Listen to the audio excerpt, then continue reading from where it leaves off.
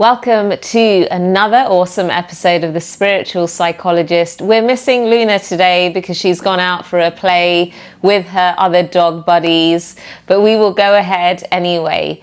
This episode is all about how it is that we can coach and lead a really fulfilling coaching business without emotional exhaustion. The traditional model of how we work, especially if you've come from a traditional background in education, as a professional, working for corporate companies, is this pattern of burnout, of stuffing your diary full of a very, very heavy schedule and this feeling of emotional burnout.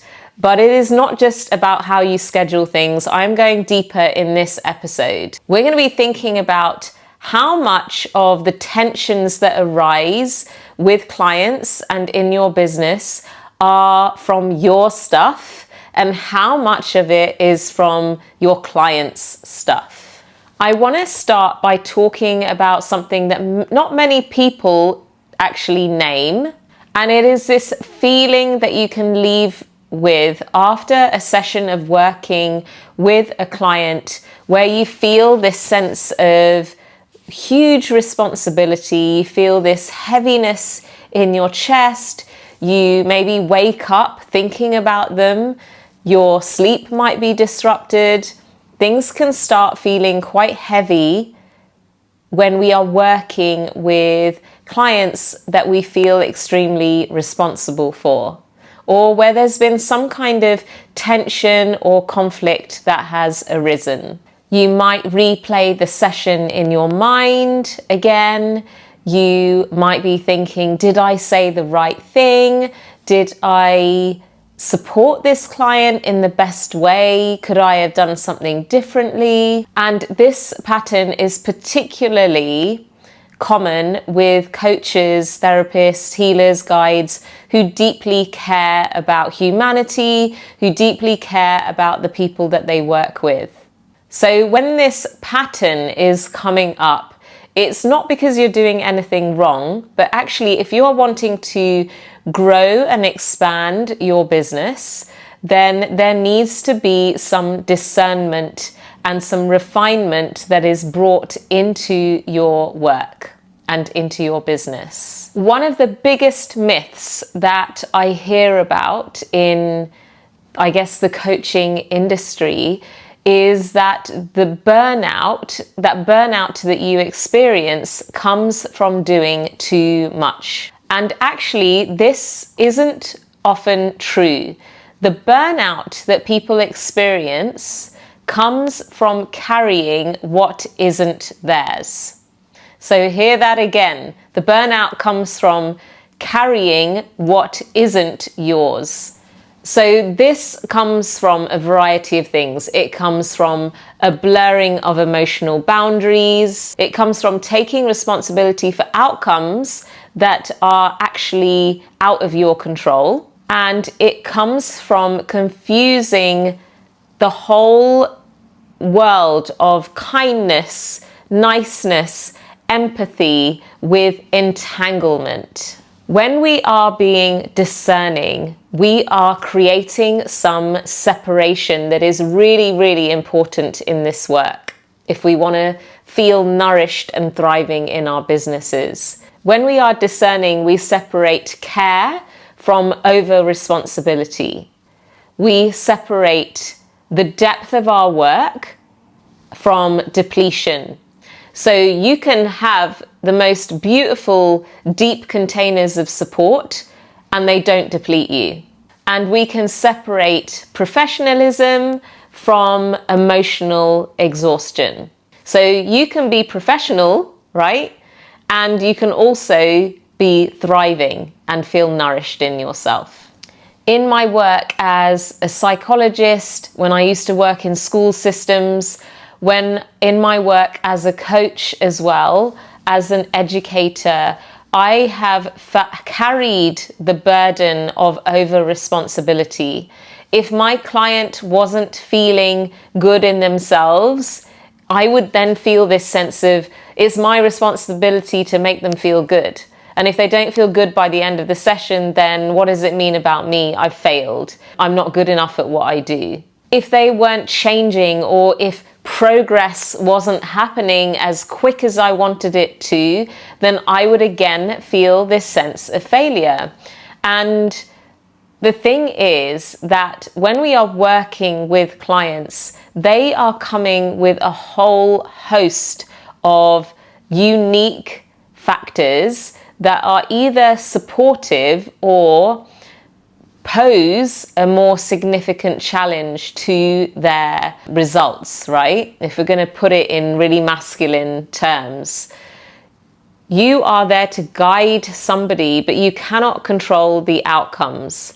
And the outcomes are going to be dependent on so many factors, like whether they have done any coaching before, how far along on their healing journey are they on, what traumas have they experienced, what are the supportive factors, do they have healthy, safe relationships, are they in a healthy partnership, are they happy by themselves, how motivated are they, where is their nervous system at. All of these are factors that are going to impact on the outcomes. So we actually cannot control where somebody's journey is going to go. And actually it's pretty cocky of us to actually say that we can guarantee results, right? When we actually don't know what somebody's God-given path is. So what I realized from this feeling of like such heavy responsibility on my shoulders was that I was actually not keeping my clients and the energy from my client sessions contained in the vessel that we had. I was allowing it to leak into all these different aspects of my life. So it was having a detrimental effect on my work, on my life, and it was having a detrimental effect on my life. And it also then made me feel like I couldn't take any further clients on because it was too much in my body. If you are constantly holding your clients rather than creating space for their growth, you are very quickly going to get depleted, and it is not sustainable. So secondly, I want to talk about the difference between empathy and entanglement, which links into this first point that I've made. When you are empathetic, you are feeling with someone. So when somebody, for example, is sharing something really challenging and they're upset about it, you feel the depth of what they are moving through. You can feel with them. You can feel the pain that they are experiencing and have that empathy towards what it is that they are moving through. When you are entangled, what you are actually doing is you are feeling for them. You're not feeling with them, you're feeling for them. So what does this mean? You worry more than they probably actually do. You want change more than they do. And you feel deeply responsible for their progress. When we are leading from this energy, there is this collapse of our boundaries because we're getting enmeshed in what is going on rather than having that healthy distance of being able to look down with a bird's eye view as to the situation and the moving parts within it. And this is where it goes deeper, because if you are functioning from that pattern, it is a pattern that existed most likely from your own earlier years. This is why we have to be so mindful of what we are bringing into our containers of support and into our businesses. I remember having this moment where something really, really clicked for me. I was not leading with clear enough boundaries. And what it meant was that there was this constant crossing of boundaries, and it led to a lot of frustration and resentment. I realized that actually I was enmeshed in and entangled in the progress that that person was making, rather than shifting the responsibility to the role that they played within it. And I asked myself this question, which changed everything. What is it that I am carrying that actually isn't mine? What am I carrying that actually isn't mine? When I asked myself that question, I realized that I was taking responsibility for my client's journey more than they were taking it for themselves. Our own wounds can lead to projection onto our clients, right? So it can look like you wanting your clients to make progress and rapid transformation, right? So that you feel successful as a coach. It can look like this recurring anxiety that comes up when somebody isn't doing the work themselves. They're maybe not showing up to the sessions on time, or they're not engaging in the support that you're offering. That can lead to this sense of anxiety about yourself, rather than it being about them taking their own responsibility for showing up. It can look like over preparing for everything that you do. So you're not actually trusting your intuitive self. What you're doing is you are mistrusting yourself and over planning everything, which doesn't allow for any flow. It doesn't allow for any of that intuitive work. And that energy then kind of leads to this really constrained way of working, rather than allowing for that intuitive, creative flow to come through. And it can also look like these subtle patterns that come up in your business, like offering way more than you initially agreed. And underneath all of those patterns is a belief about your enoughness. And it's a belief of, if they don't change, it means something about me. And this is where that discernment is really, really important. Your client's pace, readiness, and the choices that they make, they're not a reflection of your worth or your skill. You have a part to play, and you have a leadership that you get to step into by communicating clear boundaries and expectations. But their choices are not a reflection of your worth or your skill.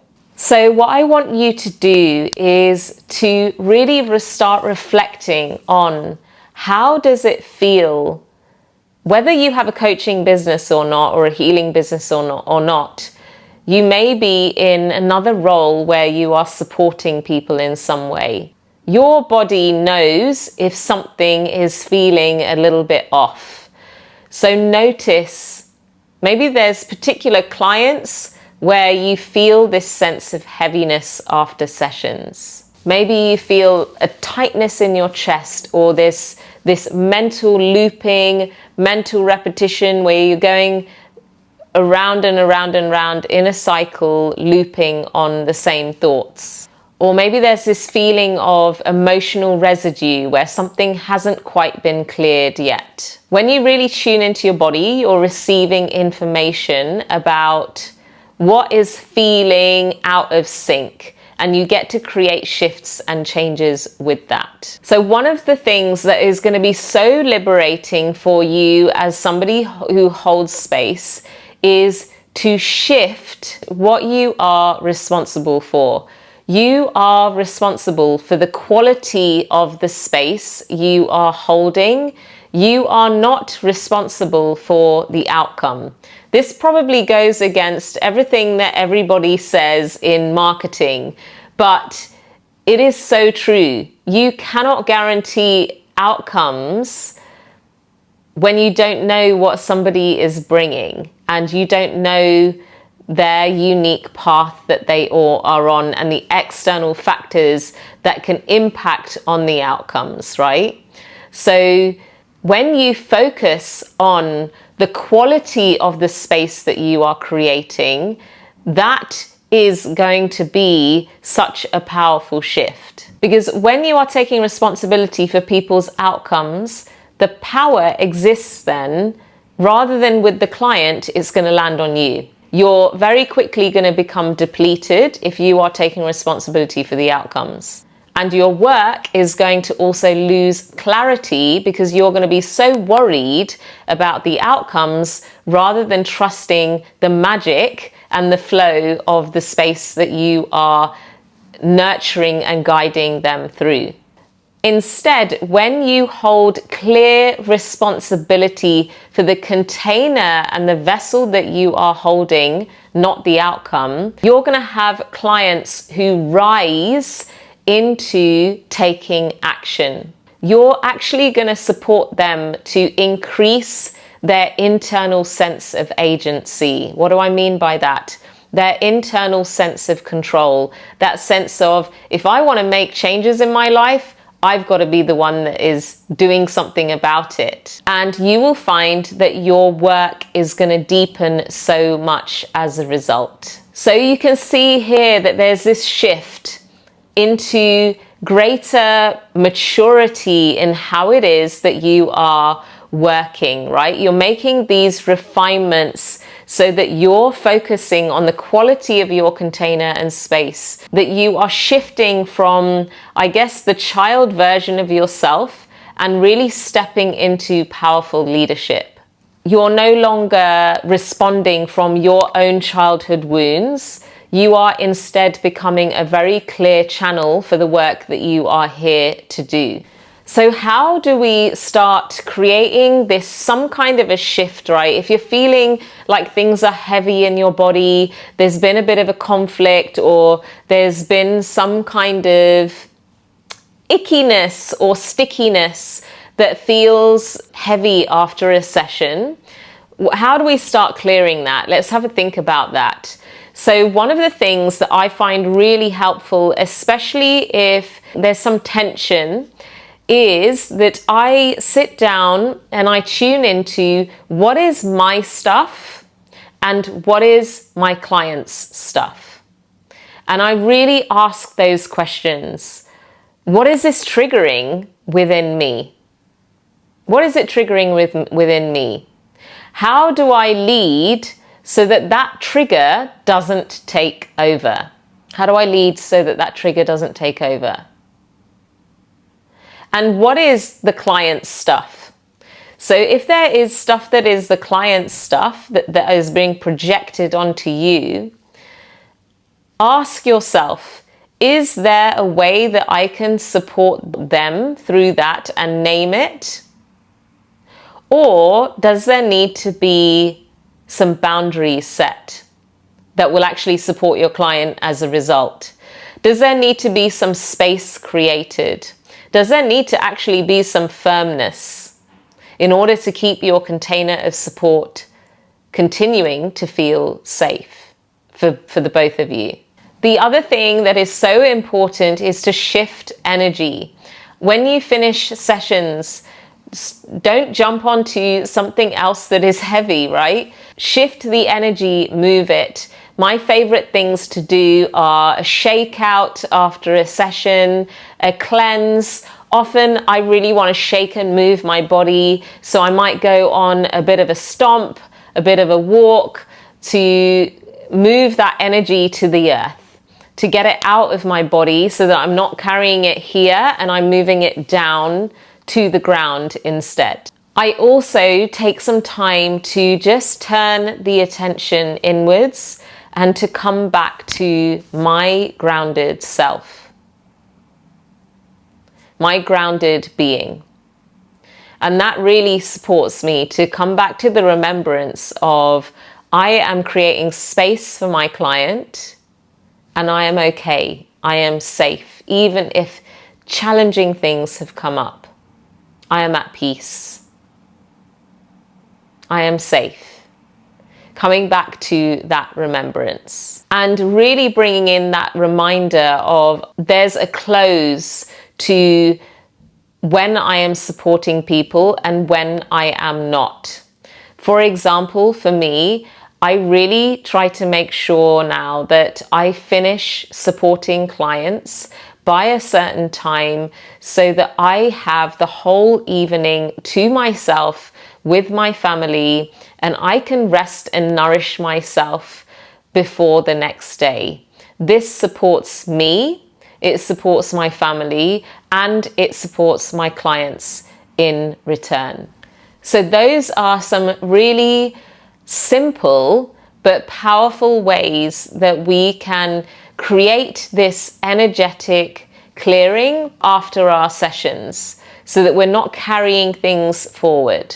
It's what you could call spiritual hygiene, right? So we want to make sure that we are allowing spaciousness for these things as a priority. So as a reminder to close off this episode, you can be deeply caring and not over responsible for your clients. You can hold powerful spaces and you do not have to suffer in the process.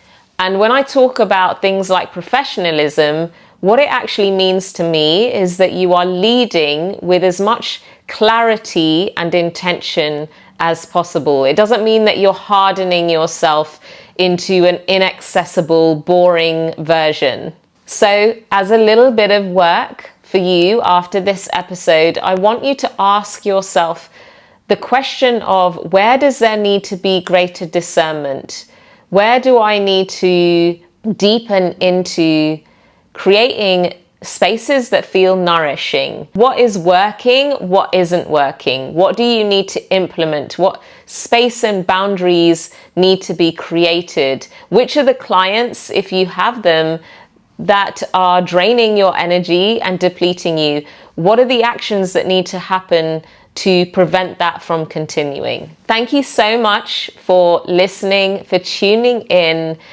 As a reminder, we are starting the Academy of Healing, my 12-month coaching holistic certification, where we navigate all of these kind of challenges in our community group through the learnings, through the wealth of teachings that are there, and through that community support that you receive on such a deep level over the 12 months.